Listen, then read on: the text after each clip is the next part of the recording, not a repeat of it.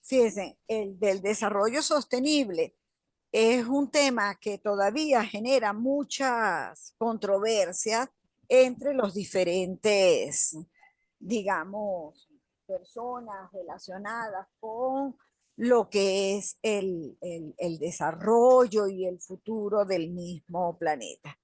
Ustedes en su revisión de bibliografía pueden haber encontrado a los que llamamos los grandes negacionistas, pero cada día lo que va sucediendo nos va llamando a la necesidad de que revisemos cómo es nuestra relación entre nosotros mismos y el entorno.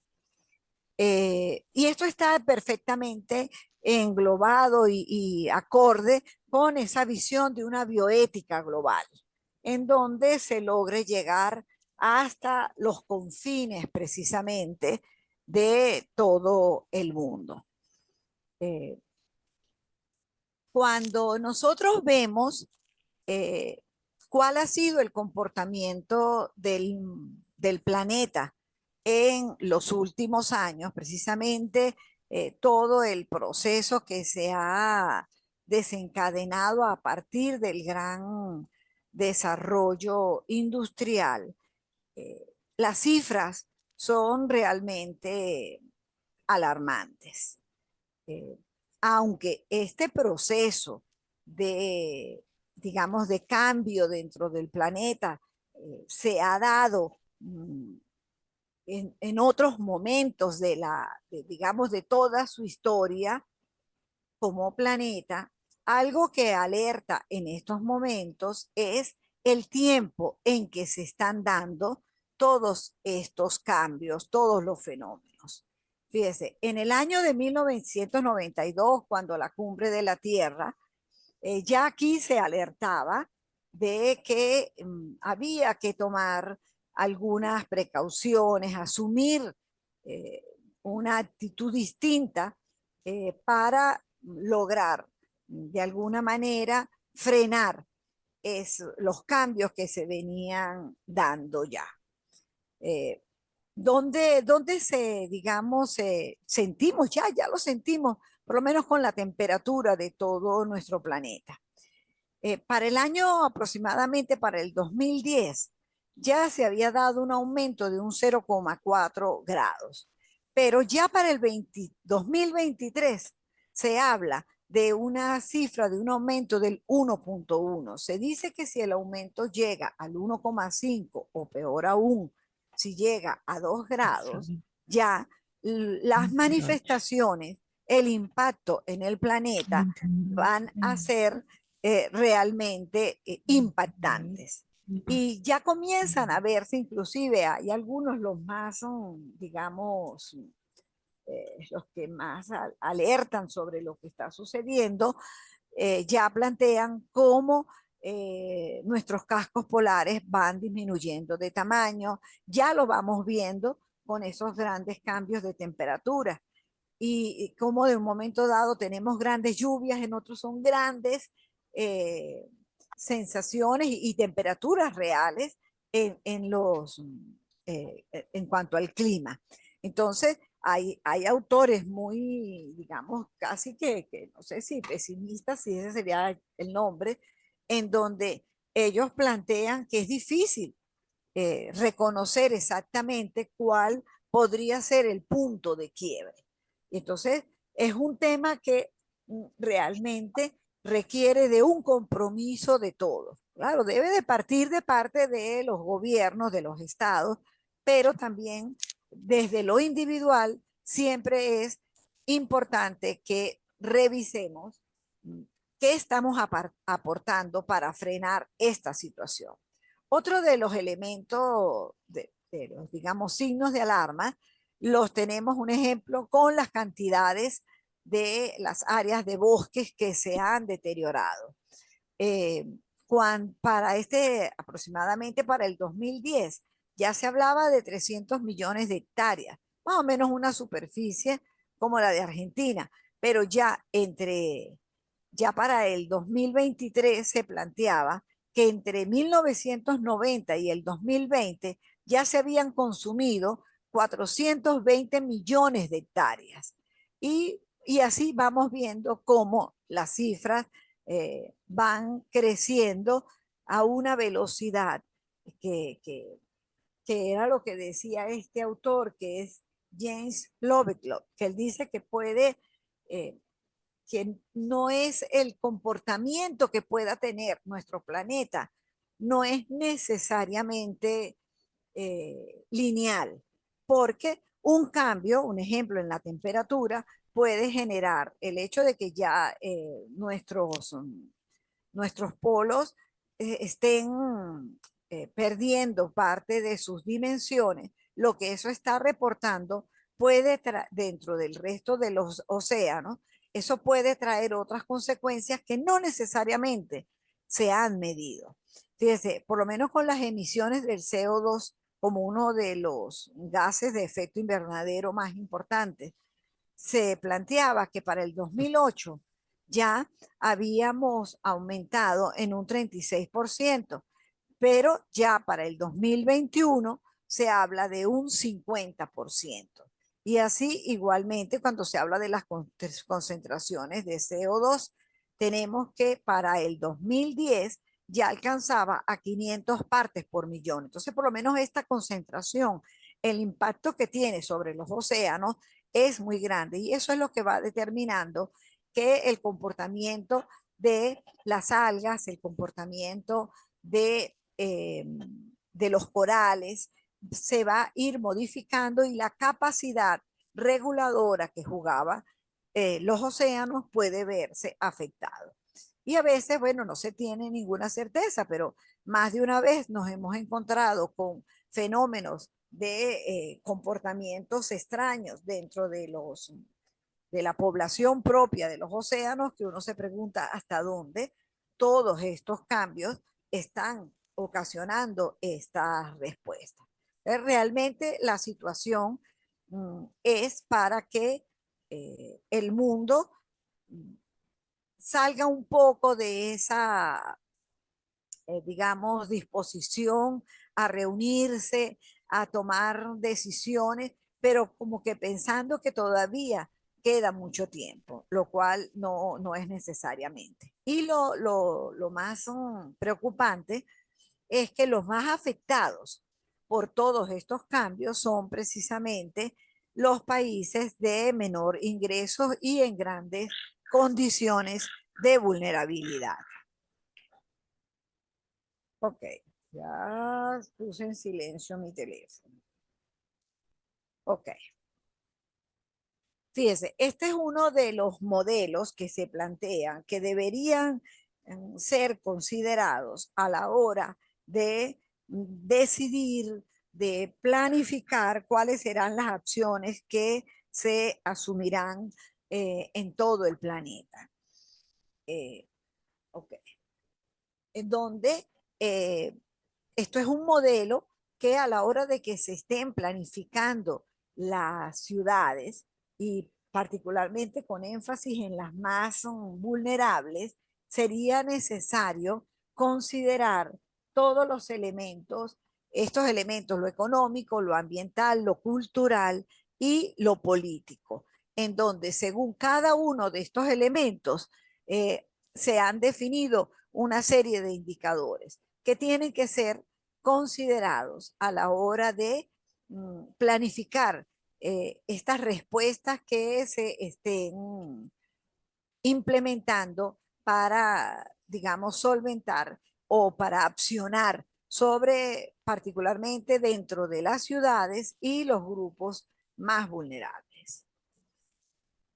Ahora, del desarrollo se ha venido hablando desde tiempo atrás, pero Mascareño lo define como el constante cambio, adaptación y progreso de las sociedades. Este fue un término que tomó mucha, digamos, notoriedad en la década de los 70, cuando comenzó a estudiarse la relación entre crecimiento económico y desarrollo. Aquí ya se demostraba que la parte económica no iba, el Producto Interno Bruto de un país no necesariamente iba relacionado con el desarrollo de esa misma población. Se han creado una serie de índices cada vez más amplios, algunos cuantitativos, otros cualitativos, para poder ir unificando los criterios con que se van evaluando las situaciones de los diferentes países, siempre preocupando en buscar los mayores niveles de equidad. Y se llega a la conclusión de que es necesario lograr el desarrollo, pero en una manera que grandes grupos no se queden atrás, que es lo que está sucediendo actualmente, en donde los países de mayor ingreso, los de mayor desarrollo tecnológico, eh, en muchas ocasiones lo están logrando a costa de los de menor ingreso y los más vulnerables. Entonces fueron surgiendo diferentes miradas y se fueron incorporando diferentes elementos dentro del análisis para poder hablar de un desarrollo. Se incorpora entonces conceptos como el ambiente, el ser humano, género y los conceptos de complejidad, en donde ya los análisis no podían ser lineales, sino que tendrían que ser vistos de una manera integral y con todo lo que implica la interacción entre los diferentes elementos. Busteló nos dice que la teoría económica se desarrolla a partir de los años 40 y la idea era conocer muy bien cuáles eran las causas, los mecanismos y las consecuencias del crecimiento económico a largo plazo, sobre todo en los países con menor ingreso. Pero digamos que también Sunkel y Paz, ellos identifican el término subdesarrollo económico para este momento, para 1977. Ellos plantean entonces que esto es un resultado de las diferentes formas de interacción entre los elementos que interactúan y en donde se iba a manifestar en esas desigualdades en cuanto a la distribución de la riqueza y grandes polos de pobreza, con el estancamiento, retraso en unos países y en cambio grandes potencialidades desaprovechadas, generando una dependencia económica, cultural, política y tecnológica. Entonces, claro, hoy en día se han ya hecho propuestas que están incluidas dentro de las metas del desarrollo sostenible que buscan precisamente tratar de compensar esto que ya planteaba Sunkel y Paz. El desarrollo sostenible eh, fue una propuesta, digamos que coordinada por las Naciones Unidas, buscando disminuir las desigualdades existentes. Ellos, la primera, esto ha ido en un proceso de evolución. La primera etapa las podríamos identificar perfectamente del 2000 al 16 con los objetivos del desarrollo del milenio.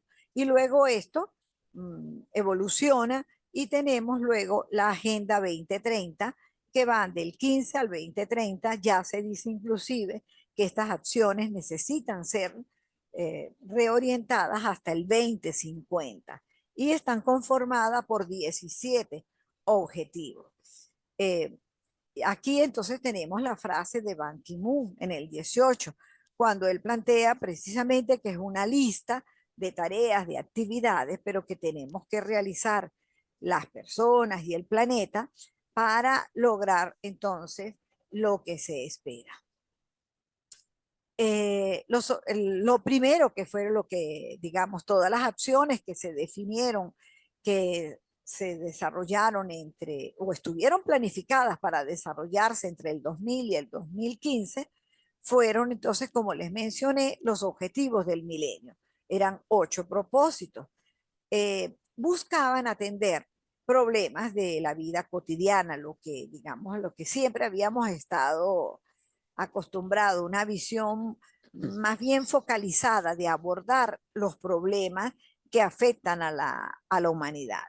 pero en el 2015, aún desde antes, comienzan a revisar y viendo que no se están alcanzando, sino de una manera muy parcializada, algunas de estas metas, se plantean entonces los objetivos del desarrollo sostenible.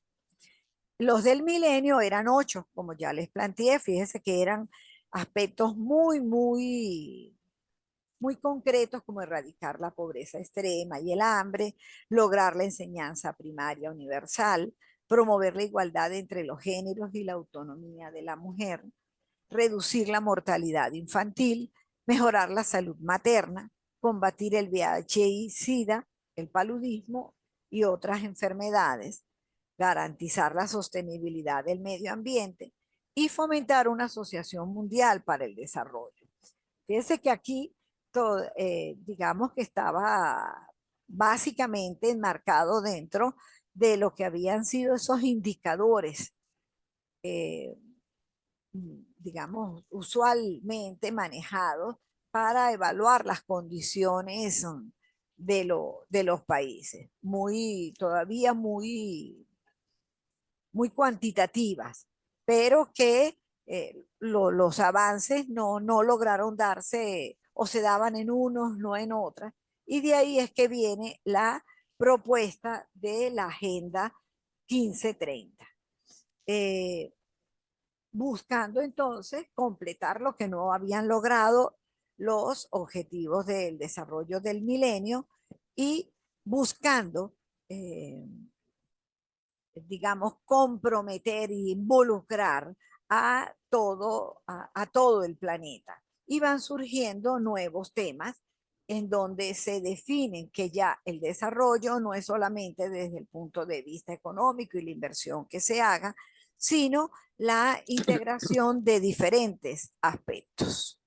Entonces, ya en el año 1987, la primera ministra de Noruega, ella había hablado de esto y en un futuro posible se definió como la satisfacción de las necesidades de las generaciones presentes sin comprometer las capacidades de las generaciones futuras para satisfacer sus propias necesidades. Porque en este mismo búsqueda de el crecimiento tecnológico, de satisfacer las necesidades que se tenían en el momento, no se consideró el impacto que muchas de estas acciones podían tener hacia otros países o hacia el futuro. Eh, Ejemplo de esto lo teníamos cuando de repente algunas tecnologías eran ubicadas de repente en países, las que eran las más contaminantes, se ubicaban en los países de menores ingresos, en donde se buscaron desarrollos tecnológicos, pero que generaban mayor dependencia a las poblaciones más vulnerables. Entonces, es cuando se plantean que no se puede seguir ese camino, sino que hay que ver al planeta y todos sus componentes como un todo. Entonces, aquí se observa lo que fue la primera visión de lo que sería la sostenibilidad. Se mencionaba lo social, lo económico y el ambiente. Luego, aquí se ha agregado otra dimensión que vamos a ver más adelante. Entonces, en esta dimensión se busca representar con estas tres dimensiones cómo los tres ambientes deben de estar eh, digamos, interactuando muy bien ensamblados y solo de esta manera lograr un planeta equitativo, viable, vivible y de esta manera alcanzar lo que es el desarrollo sostenible. ¿Cuál es? Lisette Bustillo y García y Juan Pablo Martínez se plantearon para el año 2008 que había que focalizarnos en disminuir los gases de efecto invernadero, controlar la reducción de la biodiversidad, luchar contra la pobreza y ser más racionales en nuestros hábitos de consumo. Fíjense, cuando uno revisa estos cuatro elementos, entonces de verdad que preocupa, porque todavía estamos muy lejanos, un ejemplo para que el desarrollo tecnológico esté orientado o básicamente soportado en una tecnología que disminuya la emanación de gases de efecto invernadero, vemos que todavía estamos muy, muy atrás. Es por eso que ahorita hay un ejemplo a nivel de las universidades, grandes campañas para el desarrollo tecnológico en investigaciones hacia esta área, en donde sea accesible a, a todas las comunidades. Lo que pasa es que todavía, por lo menos en nuestro país, no hemos logrado que esto llegue a la totalidad. Claro, esto requiere una primera inversión, pero el impacto a largo plazo se espera que fuese realmente significativo. Igualmente con la biodiversidad, ya ustedes van a ver con la presentación de esos temas, cómo eh, cada vez la lista de, digamos, de especies en amenaza va aumentando, no necesariamente se está actuando de una manera efectiva hacia esto, y de la pobreza no se diga, el gran golpe que representó para el planeta Tierra, lo que fue el COVID-19, más toda esta serie de, de amenazas a los cuales constantemente estamos expuestos, las grandes crisis eh, por por guerras. Bueno, la situación es tal que lamentablemente eh, se ve que estamos muy lejos de lograr eh, controlar de alguna manera esto. Y luego hacer racionales nuestros hábitos de consumo, cuando estamos en un mundo que antes al contrario, lo que está es demandando y estimulando el consumo. Yo veía, un ejemplo, lo vemos con lo que es todos los equipos electrónicos. En el semestre anterior, una de las películas que nosotros analizamos fue lo, algo así como que lo compro, lo uso y lo voto. Entonces, y lo vemos como con nuestras impresoras, con los teléfonos, llega un momento que ya ellos simplemente no se adaptan a las necesidades. Estaba viendo ahorita con el iPhone todo lo que la promoción que hay para la introducción del nuevo iPhone, un equipo que normalmente ya nace con digamos, una expectativa de vida bien, bien corta y que a dónde va todo eso. Entonces, todo el acúmulo de elementos de desechos eh, que podría ser perfectamente utilizable, bueno, ni siquiera para ello se han hecho las acciones necesarias. Entonces, sí, para mí esto bien importante esta focalización que hicieron, aunque todo está presente, pero de alguna manera nos podría servir como una orientación a la hora de definir políticas dentro de un país. Ahora, se espera que este desarrollo sostenible sea tanto para sostener la naturaleza, la vida, las comunidades, pero también para desarrollar la gente, la economía, la sociedad, porque la idea no es frenar el desarrollo, el crecimiento, no, lo importante es hacerlo, eh, digamos, que no atente contra la naturaleza, que no atente contra nosotros mismos y menos contra los grupos más vulnerables, y que las comunidades crezcan preservando sus valores, sus lugares, etc.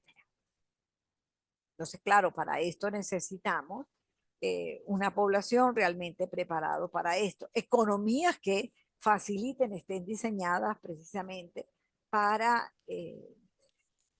para promover esta sostenibilidad, en donde el consumo sea el adecuado y no este consumo desproporcionado, en donde las instituciones, el capital social y los estados realmente sean eh, bajo criterios de lo que es una ciudadanía, la responsabilidad, con nosotros, con nuestro entorno, con todo.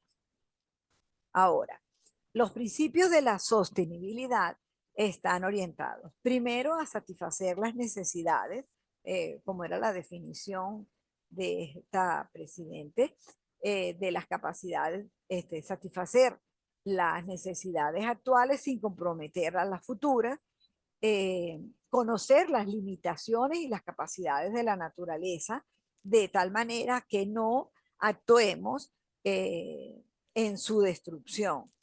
Aquí por lo menos es muy importante todo lo que es ese equilibrio que tendría que haber entre la cantidad, la proporción de árboles, hasta qué punto se puede hacer deforestaciones, un equilibrio. Fíjese un ejemplo, ¿por qué tantos incendios hoy en día? Eso está precisamente eh, siendo el resultado de estos aumentos de las temperaturas, también de las mismas concentraciones de oxígeno que van precipitando las condiciones para que eventos como estos se den.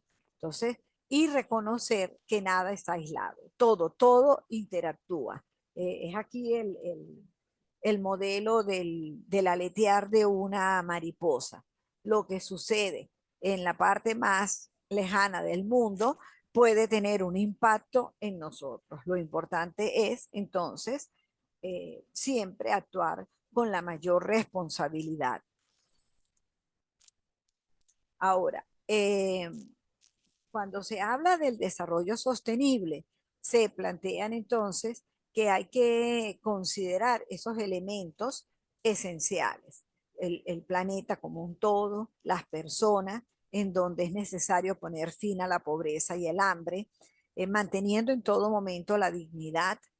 Ellos hablan de igualdad, yo de verdad que el término igualdad a veces no prefiero usar el término equidad, porque, claro, aunque el término igualdad se utiliza por derechos humanos, igualdad de oportunidades, eh, ya veremos más adelante en el otro semestre, cuatrimestre, cuando veamos justicia, a mi parecer el término equidad es más, como más adecuado, ¿eh? Porque no es que todos necesitemos igual y de repente es un término que puede haber sido utilizado eh, de una manera inadecuada. La prosperidad para asegurar las vidas prósperas y satisfactorias en armonía con la naturaleza, paz, es decir, promover la paz, pero esa paz necesita de justicia y de sociedades inclusivas. Bueno, ya vemos la situación de, en que está el mundo hoy en día. Y para todo esto necesitamos entonces alianzas, implementar realmente estrategias en donde el mundo sea visto con una visión realmente más global. Y solo así se lograría ese desarrollo sostenible en donde realmente quepamos todos. Ahora, la Agenda 2030 está conformada por 17 objetivos, son 17 ODS, así se les conoce abreviando. Fíjense que la, eh, abarcan una gran variedad de elementos. El primero es el fin de la pobreza, el segundo es hambre cero, tercero, salud y bienestar, cuatro, educación de calidad, quinto, igualdad de género, seis, agua limpia y saneamiento, siete, energía asequible, ocho, trabajo decente y crecimiento económico, nueve, industria, innovación e infraestructura, 10, reducción de desigualdades, 11, ciudades y comunidades sostenibles, 12, producción y consumo responsable, 13, acción por el clima, 14, vida submarina, 15, vida de ecosistemas terrestres, 16, paz, justicia e instituciones sólidas y 17, alianza para lograr los objetivos. Fíjense, cada uno de estos objetivos tiene una serie de metas e indicadores. De manera que cuando sumamos todo, son un total de 169 metas y 230 indicadores. Si nosotros vemos cada uno de estos, ellos entonces tienen su propia definición de cómo poder ir avanzando, porque entre las cosas que se han planteado es que no podemos esperar que pasen los 15 años para venir a decir que se logró, que no, sino que sea algo que pueda ser evaluado de manera constante e ir viendo cómo vamos avanzando en eso. Fíjense, un ejemplo, cuando uno habla de educación de calidad, ¿hacia dónde van las metas? Hacia garantizar que toda la población tengan acceso a una educación primaria y secundaria, que la educación preescolar sea de calidad, eh, que el acceso a las posibilidades de ingresar a la educación superior sean de manera igualitaria, que realmente se trabaje, se desarrolle en la generación de competencias para que la persona pueda tener un empleo digno, eliminar las diferencias entre género y colectivos vulnerables, la alfabetización y conocimientos de aritmética, la, desarrollar programas de educación para el desarrollo sostenible, las condiciones de las instalaciones educativas, eh, aumentar el número de becas en la enseñanza superior y trabajar para mejorar la calificación de los docentes.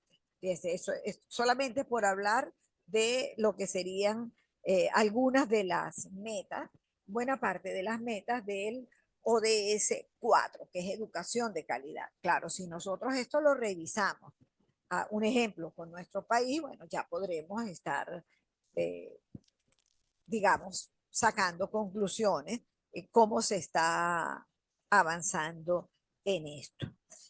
Igualito, cuando un ejemplo se habla de agua limpia y saneamiento, ese es otro aspecto, eh, el acceso del agua potable. Eh, se piensa que una de las grandes crisis en el futuro van a depender es precisamente de la oferta del agua. Ya se planteaba desde tiempo atrás que toda casa debía tener mínimo un punto de tener acceso, aunque sea por un punto, a su vivienda. Bueno, ya nosotros igualito, si lo relacionamos con cómo estamos ahorita, entonces, bueno, eh, uno podrá ir concluyendo. Eh, y esa agua debe de ser potable. Entonces, por otro lado, servicios de saneamiento e higiene. Entonces, ya hay un libro que yo recuerdo mucho de hace unos cuantos años que compré en México que dice, cómo se vive, se muere. En ese libro, ahí se hizo, fue una serie de estudios que se realizaron desde la Universidad de México, en donde se estudiaba en algunas poblaciones, sobre todo en las más vulnerables, cuáles eran las condiciones que propiciaban, que determinaban un ejemplo, una mortalidad infantil elevada. Y una de las cosas que era eso, era, bueno, el saneamiento, la disposición de agua, el transporte, el acceso a transporte terrestre, eh, la distancia, ellos medían la distancia que tenía que recorrer una persona para llegar a encontrar un medio de transporte. Tenía que ver el nivel de instrucción de la madre.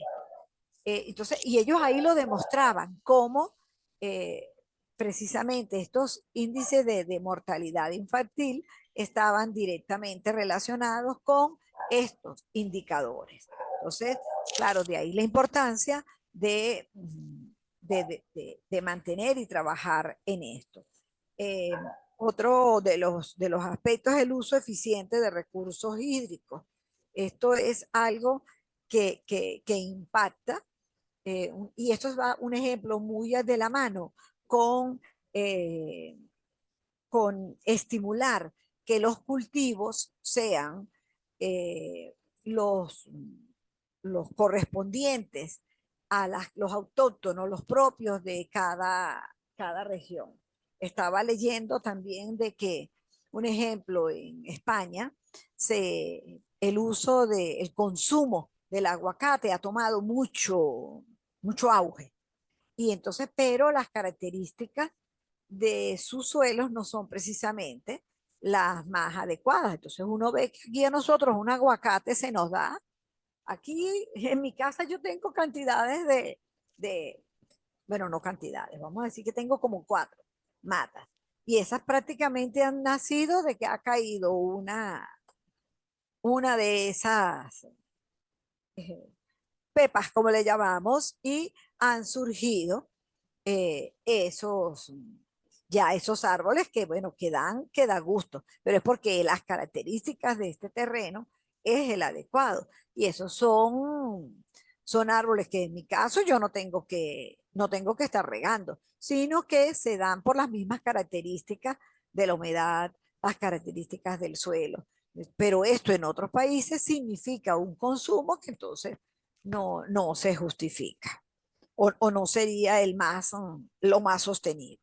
Y así en diferente. Entonces, cada uno de estos, uno se mete en la página de las Naciones Unidas y coloca metas del objetivo tal y ahí se despliegan todas y cuáles son los indicadores que ellos esperan servir de referencia para evaluar. Inclusive ellos promueven que se hagan investigaciones para seguir perfeccionando estos indicadores y están muy interesados que, que se desarrollen indicadores de carácter cualitativo. Ellos por lo menos nos daban el ejemplo para analizar cuál era el, la condición de un país, se veía directamente por el consumo energético. Entonces, y claro, un país o unas familias en donde no tengan ni siquiera nevera, donde no tengan posibilidades hasta de una cocina, eh, digamos, de estas ya que brindan, digamos, las comodidades, la seguridad, todo eso es un consumo menor, a diferencia del que tenga en su casa eh, lavadora, secadora, nevera, una cocina eléctrica. Fíjense que entre una de las cuestiones que tiene que verse con lo del el consumo de energía es que por ejemplo, los hogares, que son los más vulnerables, los que todavía no tienen una cocina de estas características, eh, ¿qué utilizan? Leña, querosén.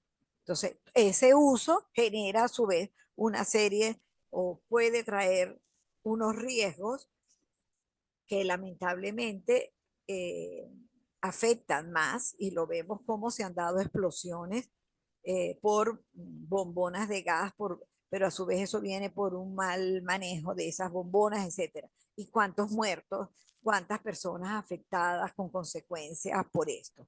Y la mayoría de las veces, eh, digamos, están involucradas mujeres en esto. Entonces, cuando vamos viendo, siempre es el lado más débil el que va a afectarnos.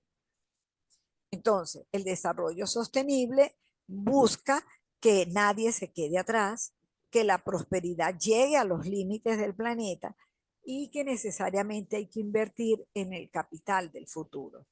Este autor que a veces tiende a ser algo pesimista, que les mencioné, que James Lovelock, él plantea que ya los países tendrían que comenzar a trabajar inclusive en, en propuestas para, para poder responder en caso de que estos cambios que se tienen proyectados puedan darse, se den. Entonces, ¿qué países, cuáles son las ciudades más afectadas, las que podrían estar más amenazadas, las que están más cerca de precisamente de los mares? Ciudades que sí, Nueva York, que si en el mismo Reino Unido son ciudades que al estar tan cerca de precisamente del mar y que están en unos niveles sobre el nivel del mar muy al límite que se verían afectadas. Y uno se pregunta, Dios, ¿y qué pasaría con ciudades como Venecia, etcétera? Entonces, la manera de abordar el desarrollo sostenible y los ODS se necesita verlos de una manera integrada. Es muy difícil pensar que se va a trabajar el ODS 1 de la pobreza solamente focalizado en las metas de la pobreza, sino que en paralelo hay que trabajar con el hambre, con el empleo decente, con evitar las diferencias de género eh, y así, cómo van interactuando con la garantía del agua y así, y con la educación. La educación se ha visto que es uno de los elementos eh, más importantes para poder avanzar en esta posibilidad de un desarrollo sostenible. Esta es otra manera de ver cómo interactúan. Por eso es que para hablar de desarrollo sostenible tenemos que revisar todos los modelos el modelo de la complejidad, en donde aquí vemos entonces el método del vector, en donde cómo para trabajar, en este caso en el ODS número 12, eh, cómo se tiene que interrelacionar con los diferentes ODS, con unos en mayor medida, pero siempre es necesario la integración de todos.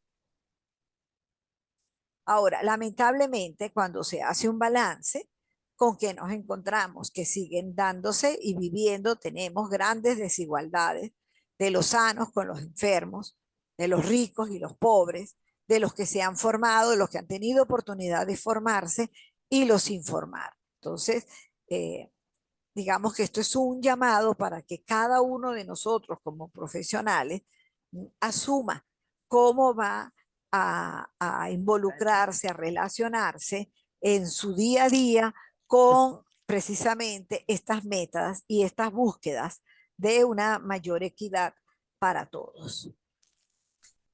Eh, Lamentablemente, y seguimos con esto, el ahora nos habla de que estamos expuestos a una gran cantidad de contradicciones, en donde, por un lado, tenemos eso, el agotamiento de recursos, por un lado, se siguen haciendo acciones que aumentan la emanación de gases de efecto invernadero, cada vez nuestros mares están más afectados y entonces estamos llevando todo el planeta a unas situaciones que cada vez la llevan más hacia el límite. Y además, cada vez tenemos más desigualdades económicas, pobreza, la distribución de recursos, pues ya sabemos cómo estamos, los conflictos bélicos con todas las consecuencias, cómo van agravando muchos de estos elementos y muy lejos de alcanzar aspectos como la equidad y la justicia social.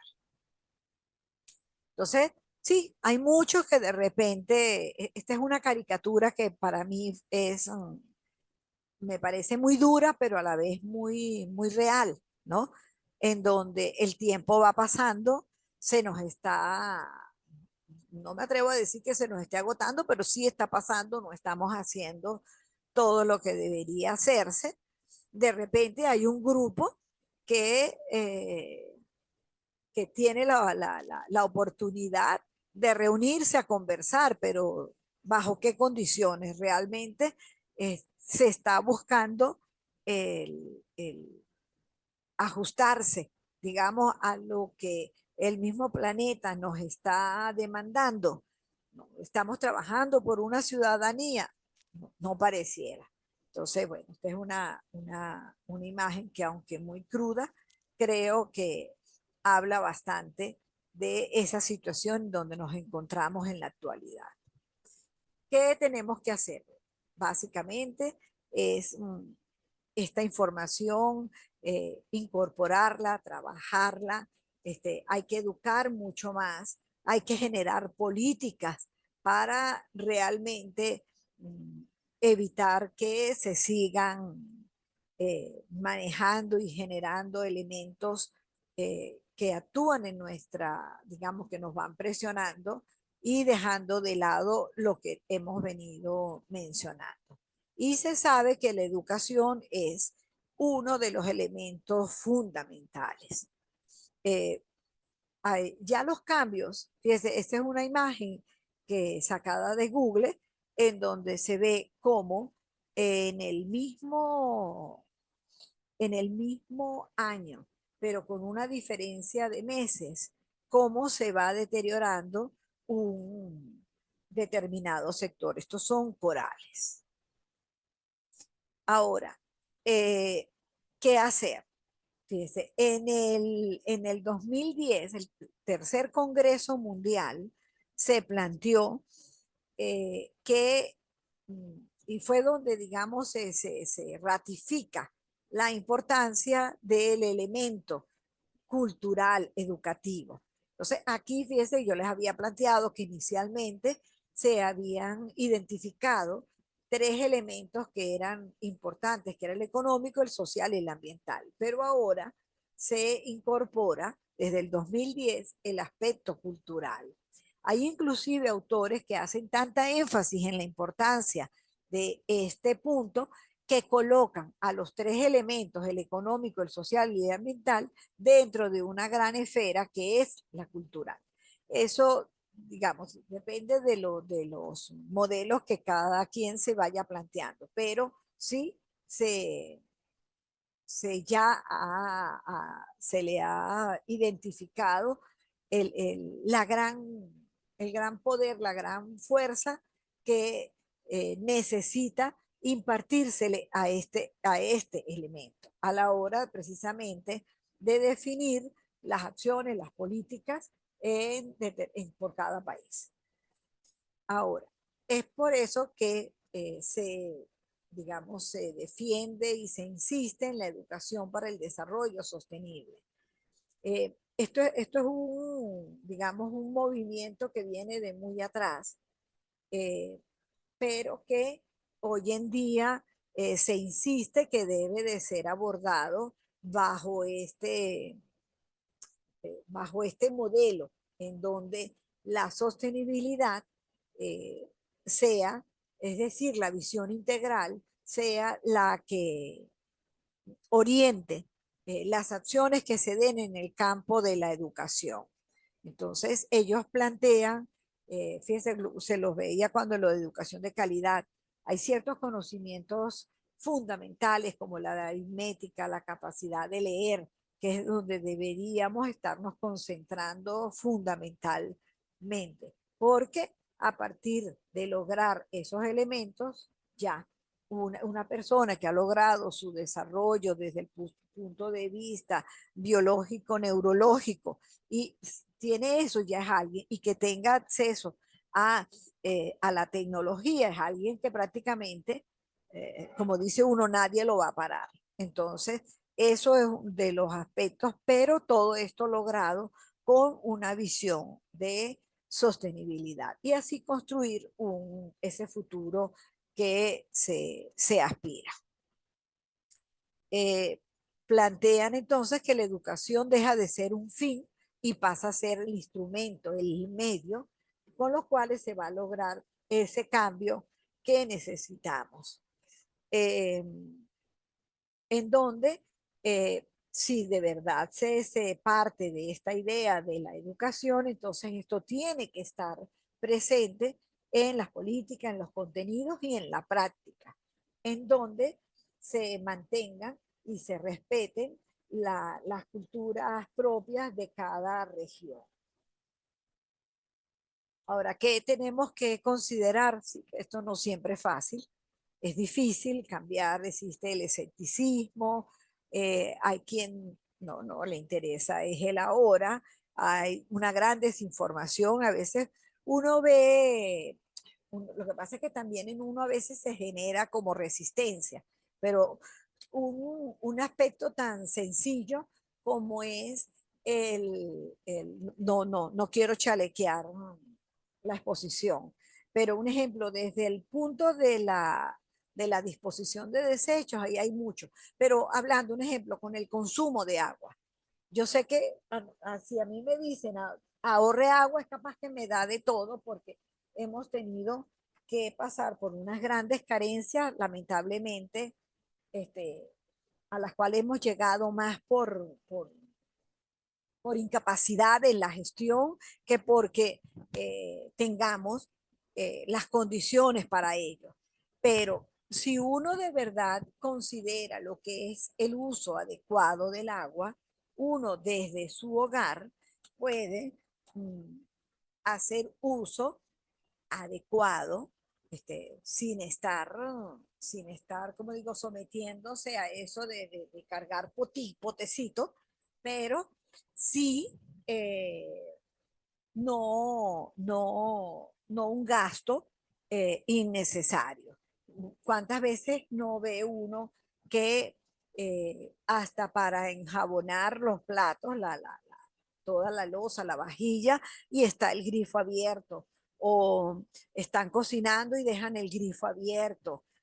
Porque tengo que lavarme las manos. Cuando existen, digamos, bueno, si yo me ajusto y tengo un grifo adaptado a que sea más fácil abrirlo y cerrarlo, a lo mejor logro controlar. O sea, es cuestión que cada uno de nosotros, eh, digamos, se ubique a manera de ejemplo. Eh, yo como vivo en el monte, yo tengo muchos problemas con los murciélagos, ¿ok? Pero los murciélagos hacen falta, o sea, yo no puedo pensar en, en eliminarlos, en destruirlos, porque ellos los necesitamos para una serie de funciones de la naturaleza, al igual que las abejitas, igual que toda una serie de seres vivos que nos rodean.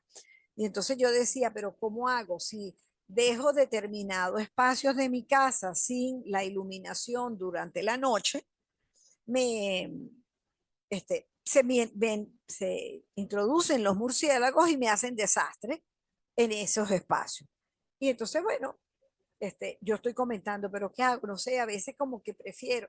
Bueno, me dieron la solución. No, pongo una lámpara solar, de tal manera que en el día y con estos soles que nosotros tenemos, entonces, que en el día la lámpara y lo que necesito y es algo de verdad muy económico. Entonces uno dice, es verdad, o sea, pero lo que tenemos que hacer es eso, buscar las opciones, ver cómo encontramos las mejores soluciones y realmente entonces aportar para que nuestro mundo sea más para todos y no solo para algunos, ¿ok?